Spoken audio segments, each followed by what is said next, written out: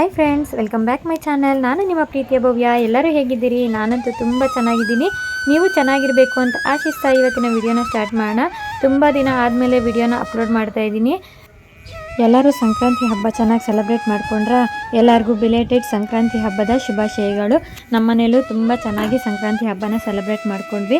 ಈ ವಿಡಿಯೋ ಬಂದು ನಾವು 5 ದಿನ ತಮಿಳ್ನಾಡಿನ ಕಡೆ ಟ್ರಿಪ್ ಹೋಗಿದ್ವಿ. ಆ ಟ್ರಿಪ್ಪಲ್ಲಿ ಒಂದು ಸ್ವಲ್ಪ ವಿಡಿಯೋನ ಕ್ಯಾಪ್ಚರ್ ಮಾಡ್ಕೊಂಡಿದ್ದೀನಿ, ನಿಮ್ಮ ಜೊತೆ ಶೇರ್ ಮಾಡ್ಕೋಬೇಕು ಅಂತ. ತುಂಬ ಒಳ್ಳೆ ಅದ್ಭುತವಾದಂಥ ದೇವಸ್ಥಾನಗಳನ್ನು ನೋಡ್ಕೊಂಡು ಬಂದ್ವಿ. ಅದರಲ್ಲಿ ಒಂದು ಸ್ವಲ್ಪನ ವಿಡಿಯೋ ಮಾಡ್ಕೊಂಡಿದ್ದೀನಿ, ಅದನ್ನು ಈಗ ನಿಮ್ಮ ಜೊತೆ ಶೇರ್ ಮಾಡ್ಕೋತಾ ಇದ್ದೀನಿ. ಎಂಜಾಯ್ ಮಾಡಿ. ತುಂಬಾ ಚೆನ್ನಾಗಿದೆ ದೇವಸ್ಥಾನಗಳು. ಮೊದಲಿಗೆ ಚಿಂತಾಮಣಿಯಿಂದ 9 ಗಂಟೆಗೆ ಹೊರಟ ನಮ್ಮ ಬಸ್ಸು ಮೇಯ್ನ್ ರೀಚ್ ಬಂದು ಮೇಲ್ವತ್ತೂರಿಗೆ ಹೋಗಬೇಕಿತ್ತು. ಮೇಲ್ವತ್ತೂರಲ್ಲಿ ಓಂ ಶಕ್ತಿ ದೇವಸ್ಥಾನಕ್ಕೆ ಮಾಲೆಗಳನ್ನು ಹಾಕ್ಕೊಂಡಿದ್ರು. ಹಾಗೆ ಹೋಗ್ತಾ ಹೋಗ್ತಾ ಒಂದಷ್ಟು ದೇವಸ್ಥಾನಗಳನ್ನು ಆವತ್ತೇ ಫಸ್ಟ್ ದಿನವೇ ನಾವು ನೋಡಿಕೊಂಡು ಓಂ ಶಕ್ತಿ ದೇವಸ್ಥಾನಕ್ಕೆ ಹೊರಟ್ವಿ. ಮೊದಲಿಗೆ ನಾವು ಒಂದು ಪುಟ್ಟ ದೇವಸ್ಥಾನದ ಹತ್ರ ಸ್ಟಾಪ್ ಕೊಟ್ಟು ಅಲ್ಲಿ ಟಿಫನ್ ಮಾಡಿಕೊಂಡು ನೆಕ್ಸ್ಟು ಹೋಗಿದ್ದಂಥ ದೇವಸ್ಥಾನ ಇದು ಪನ್ನೈ ಅಂತ ಊರು. ಆ ಊರಲ್ಲಿ ರೀಸೆಂಟಾಗಿ ಕಟ್ಟಿದ್ದಾರೆ ದೇವಸ್ಥಾನ, ಇನ್ನೂ ಫೇಮಸ್ ಇಲ್ಲ. ತುಂಬಾ ಚೆನ್ನಾಗಿದೆ ಆರ್ಕಿಟೆಕ್ಚರು ಎಲ್ಲ, ಎಷ್ಟು ಚೆನ್ನಾಗಿ ಮಾಡಿದ್ದಾರೆ ಗೊತ್ತಾ ದೇವಸ್ಥಾನ. ಕಂಪ್ಲೀಟಾಗಿ ಒಂದು ಸ್ವಲ್ಪ ವಿಡಿಯೋ ಮಾಡ್ಕೊಂಡಿದ್ದೀನಿ, ಸ್ಕಿಪ್ ಮಾಡಿದೆ ನೋಡಿ. ತುಂಬಾ ಚೆನ್ನಾಗಿದೆ.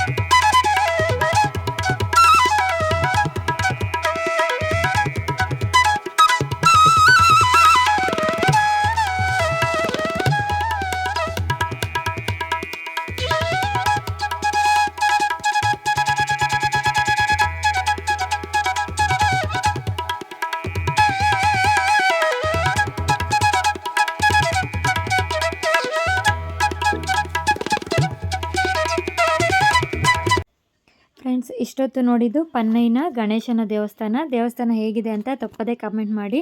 ನಿಮಗೆಲ್ಲ ಇಷ್ಟ ಆಯಿತಾ? ಈಗ ನಾವು ನೆಕ್ಸ್ಟ್ ಹೋಗ್ತಾ ಇರೋವಂಥದ್ದು ತಮಿಳ್ನಾಡಲ್ಲೇ ಇರುವಂಥ ಇಮ್ಮಡಿಕುಂಟ ಅನ್ನೋ ದೇವಸ್ಥಾನಕ್ಕೆ ನೆಕ್ಸ್ಟ್ ಹೋಗ್ತಾ ಇದ್ದೀವಿ.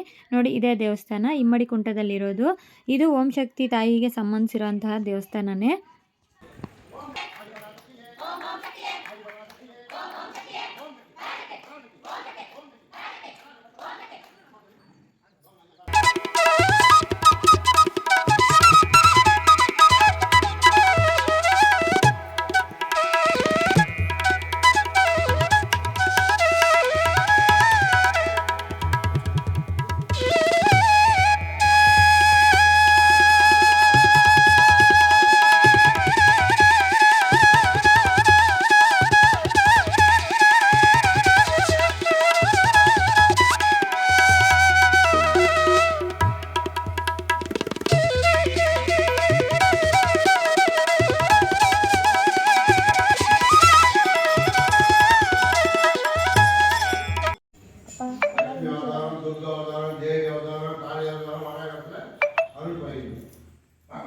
குற்றம் மாறணும்.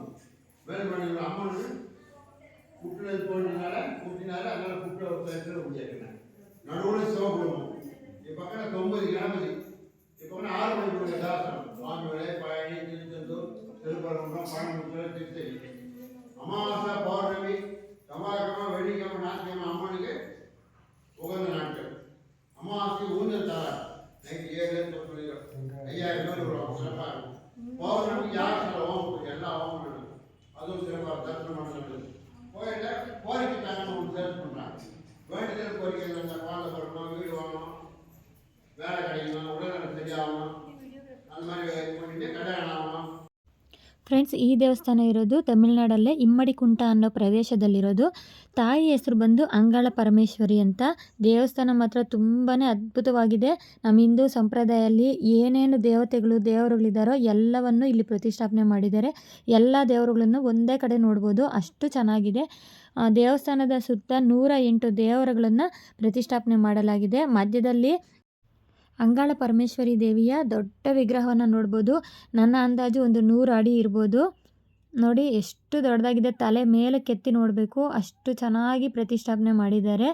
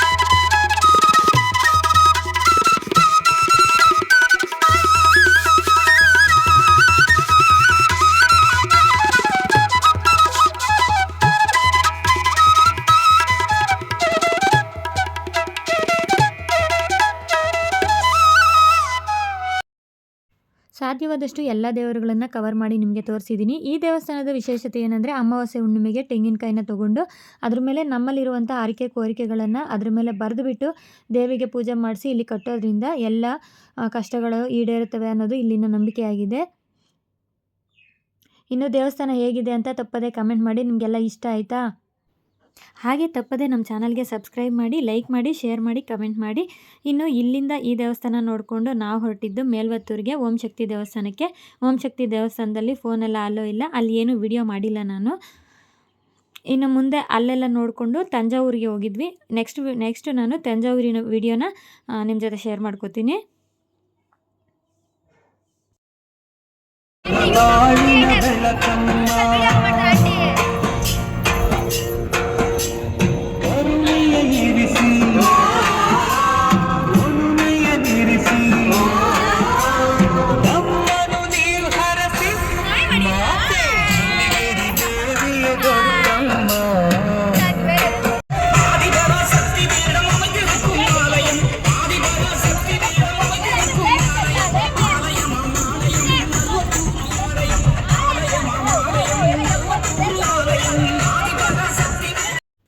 ಫ್ರೆಂಡ್ಸ್, ಹಿಂದಿನ ದಿನ ಓಂ ಶಕ್ತಿ ದೇವಸ್ಥಾನದಲ್ಲಿ ದರ್ಶನ ಎಲ್ಲ ಮುಗಿಸ್ಕೊಂಡು ಮಾರನೇ ದಿನ ನಾವು ತಂಜಾವೂರಿಗೆ ಬಂದಿದ್ದು.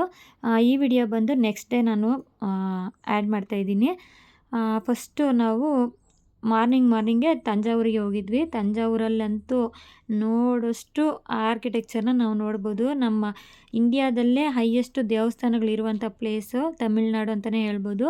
ಎಲ್ಲಿಂದ ಎಲ್ಲಿಗೆ ನೋಡಿದ್ರೂ ದೇವಸ್ಥಾನಗಳಂತೂ ತುಂಬಾ ಅದ್ಭುತವಾಗಿದೆ. ಅಷ್ಟು ಚೆನ್ನಾಗಿ ಆರ್ಕಿಟೆಕ್ಟ್ ಮಾಡಿದ್ದಾರೆ. ಈ ದೇವಸ್ಥಾನಗಳೆಲ್ಲ ಯಾರು ಕಟ್ಟಿದ್ರೋ ನನಗೆ ಅದ್ರ ಹಿಸ್ಟ್ರಿ ಕರೆಕ್ಟಾಗಿ ಗೊತ್ತಿಲ್ಲ ನಿಮ್ಗೆ ಹೇಳೋದಕ್ಕೆ. ಆದಷ್ಟು ವಿಡಿಯೋನ ಕ್ಯಾಪ್ಚರ್ ಮಾಡಿದ್ದೀನಿ, ನೀವು ನೋಡಿ ಎಂಜಾಯ್ ಮಾಡಿ. ಇಲ್ಲಿನ ವಿಶೇಷತೆ ಏನಂದರೆ, ಶಿವನ ದೇವಸ್ಥಾನ ಇದೆ. ಶಿವನ ದೇವಸ್ಥಾನದ ಕರೆಕ್ಟ್ ನೇರವಾಗಿ ಬಸವಣ್ಣನ ಪ್ರತಿಷ್ಠಾಪನೆ ಮಾಡಿದ್ದಾರೆ.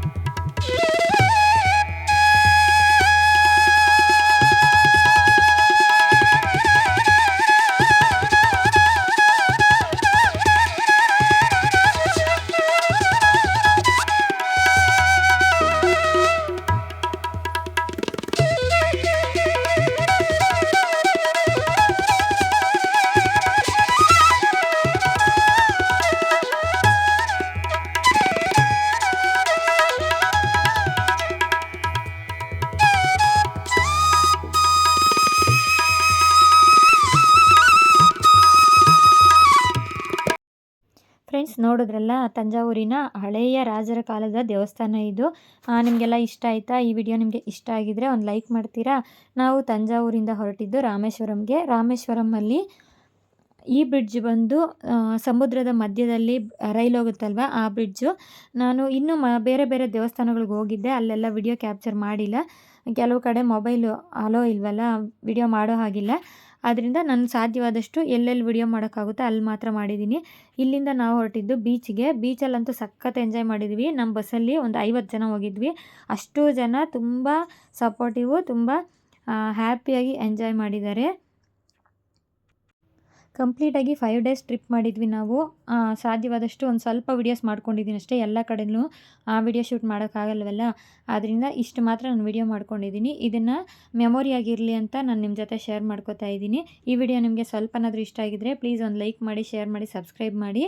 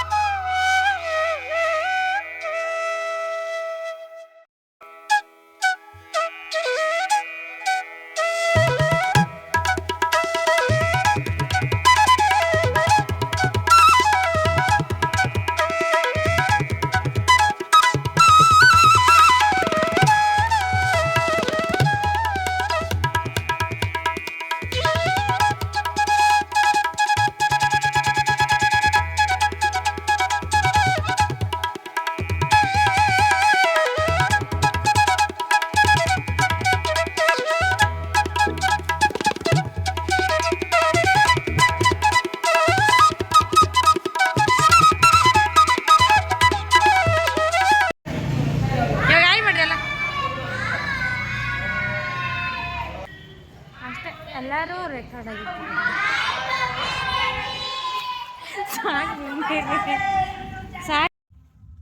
ಇದಾಗಿತ್ತು ಫ್ರೆಂಡ್ಸ್ ನಮ್ಮ ಟ್ರಿಪ್ ಜರ್ನಿ. ಲಾಸ್ಟ್ ಫೈನಲ್ ಆಗಿ ಮೆಟ್ಟೂರು ಡ್ಯಾಮ್ಗೆ ಹೋಗಿದ್ವಿ. ಅಲ್ಲಿ ಒಂದಷ್ಟು ವೀಡಿಯೋಸ್ನ ಕ್ಯಾಪ್ಚರ್ ಮಾಡ್ಕೊಂಡಿದ್ದೀನಿ. ತುಂಬಾ ಎಂಜಾಯ್ ಮಾಡಿದ್ದೀವಿ. ಮೆಟ್ಟೂರು ಡ್ಯಾಮಲ್ಲಿ ಪಾರ್ಕ್ ಇದೆ. ಪಾರ್ಕಲ್ಲಿ ಆಟ ಆಡೋವಂಥ ಎಲ್ಲ ಪರಿಕರಗಳು ಇದೆ. ಅಲ್ಲೊಂದು ಸ್ವಲ್ಪ ಹೊತ್ತು ಆಟ ಆಡಿಕೊಂಡು ಸ್ವಲ್ಪ ವೀಡಿಯೋಸ್ ಮಾಡ್ಕೊಂಡಿದ್ದೆ. ಫೈನಲ್ ಆಗಿ ಇನ್ನೂ ಕೆಲವೊಂದು ದೇವಸ್ಥಾನಗಳಿಗೆಲ್ಲ ಹೋಗಿದ್ವಿ, ಬಟ್ ಅಲ್ಲೆಲ್ಲ ವೀಡಿಯೋಸ್ ಮಾಡೋ ಹಾಗಿಲ್ಲ, ಫೋನೇ ಅಲೋ ಇಲ್ಲ. ಮಧುರೆಗೆ ಹೋಗಿದ್ವಿ, ಪಳನಿ ಮತ್ತು ಭವಾನಿ ಇದೆಲ್ಲ ನೋಡ್ಕೊಂಡು ಬಂದ್ವಿ. ಕಂಪ್ಲೀಟಾಗಿ 5 ಡೇಸ್ ಟ್ರಿಪ್ನ ಎಂಜಾಯ್ ಮಾಡಿಕೊಂಡು ಸೇಫ್ಟಿಯಾಗಿ ಮನೆಗೆ ಬಂದ್ವಿ. ಈ ಟೈಮಲ್ಲಿ ನಾನು ಥ್ಯಾಂಕ್ಸ್ ಹೇಳಬೇಕು ಅಂದರೆ ಬಸ್ ಮಾಡಿದ ಅಣ್ಣಗೆ ಮತ್ತು ಡ್ರೈವರ್ಗೆ ಒಂದು ಥ್ಯಾಂಕ್ಸ್ ಹೇಳ್ತಾ ಇದ್ದೀನಿ. ಇದಾಗಿತ್ತು ಫ್ರೆಂಡ್ಸ್ ನಮ್ಮ ಟ್ರಿಪ್ ಜರ್ನಿ. ಈ ವಿಡಿಯೋ ನಿಮಗೆ ಇಷ್ಟ ಆಗಿದ್ರೆ ಪ್ಲೀಸ್ ಒಂದು ಲೈಕ್ ಮಾಡಿ, ಶೇರ್ ಮಾಡಿ, ಸಬ್ಸ್ಕ್ರೈಬ್ ಮಾಡಿ, ನಿಮ್ಮ ಅನಿಸಿಕೆಗಳನ್ನು ಕಮೆಂಟ್ ರೂಪದಲ್ಲಿ ತಿಳಿಸಿ. ಅಂಟಿಲ್ ದೆನ್ ಟೇಕ್ ಕೇರ್, ಬಾಯ್.